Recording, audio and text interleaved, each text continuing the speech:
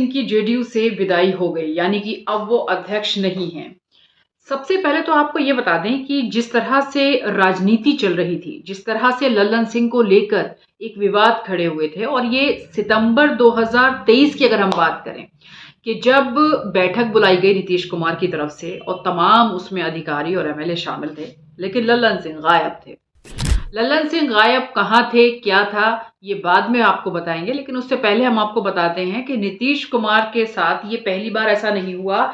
उन्होंने दूसरी बार जब बैठक बुलाई उसमें भी लल्लन सिंह का झगड़ा हुआ, जो कि सीएम हाउस मंत्री हैं अशोक चौधरी, उनसे। तो ये तमाम विवाद, और तीसरा ये कि लल्लन सिंह काफी अड़ियल रवैये के रहे हैं। उनकी बनती नहीं थी, या वो नेताओं से बात नहीं कर पाते थे, उन्हें एकजुट नहीं कर पाते थे, जो अध्यक्ष का काम होता है कि सबको एक पटल पर लाना, सबकी राय, सबकी सहमति बनाना और उसके बाद पार्टी को चलाना। लेकिन इन सब से नदारद थे लल्लन सिंह। तो काफी सारी नाराजगी अंदरून खाना भी लल्लन सिंह के लिए कही जा रही थी। ये भी माना जा रहा था कि लल्लन सिंह की विदाई कभी भी हो सकती है, और शायद ये आनन फानन में अध्यक्ष बना दिए गए थे। लेकिन जिस तरह से पार्टी जा रही थी और जिस तरह से नेताओं के बयान आ रहे थे, अगर हम चिराग पासवान की बात करें या तमाम और केंद्रीय मंत्रियों की बात करें जो बिहार से आते हैं, उनका साफ तौर पर कहना था कि जेडीयू अब टूट रही है, अब टूटने की कगार पर है, और अब जेडीयू में दो फाड़ होना तय है। आखिर क्यों ऐसा कहा जा रहा था? क्यों? जेडीयू की हिस्ट्री अगर आपको हम बताएं तो कुछ ऐसी ही रही है। ऐसा नहीं है कि वो कांग्रेस पार्टी की तरह या बीजेपी की तरह आपके सामने आ गई।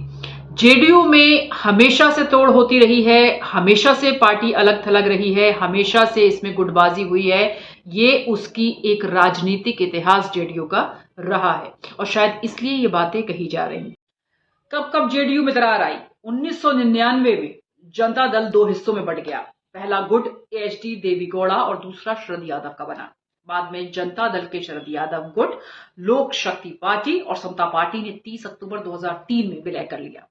नई पार्टी का नाम जनता दल रखा। इस दल का चुनाव चिन्ह तीर है, और फाउंडर मेंबर की अगर हम बात करें तो शरद यादव, जॉर्ज फर्नांडिस, नीतीश कुमार। तो ये एक इतिहास छोटा सा रहा है जेडीयू का कि जेडीयू कैसे बना है और जेडीयू में दरार कब कब आई है, ये हमने आपको बता दिया। तो राष्ट्रीय परिषद की बैठक होगी, वो अगर इस प्रस्ताव को अनुमोदित कर देगी तो स्वाभाविक रूप से वो अध्यक्ष, राष्ट्रीय अध्यक्ष हो जाएंगे। ललन बाबू ने खुद कहा, उन्होंने मीटिंग में कहा कि पहले भी वो मुख्यमंत्री जी के निर्देश पर ही राष्ट्रीय अध्यक्ष का पद स्वीकार किया था, और अब उन्हें चुनाव लड़ने के लिए लगातार बाहर रहना होगा।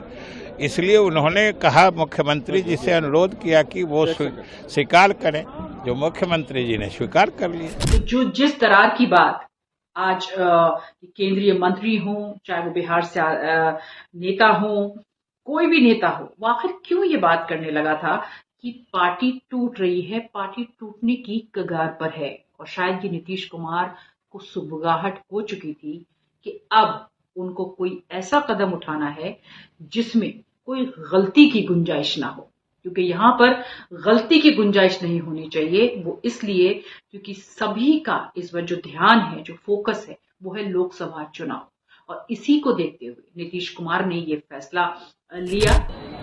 नहीं, हम जनता दल यूनाइटेड है, नाम ही यूनाइटेड नहीं है, आज हम वैसे भी यूनाइटेड हैं, और इसका बीजेपी से कुछ लेना देना नहीं है। जो काम उन्होंने कहा था कि स्क्रिप्ट भाजपा दफ्तर से लिखी जा रही है, तो हम कह सकते हैं, ये आरोप तो बीजेपी हम पे लगाए, आप क्यों लगा रहे हैं? और हम कह सकते हैं कि बीजेपी इंस्पायर्ड एक प्रोपेगेंडा चल रहा था कई दिन से, इसमें कौन बड़ी बात? आज पूरा हो गया वो? नहीं, उनको निराशा हुई। हालांकि पूरे एक फॉर्मेलिटी के साथ जैसा कि प्रस्ताव पारित किया जाता है, फिर नाम दिया जाता है, उसी तरह से हुआ है, लेकिन कहीं ना कहीं नीतीश कुमार का एक्सेप्ट कर लेना कि सही दावेदार वही है, ये कहीं ना कहीं सोचने वाली बात जरूर है, और इसमें कितने एंगल हैं ये आप जरूर सोचिएगा।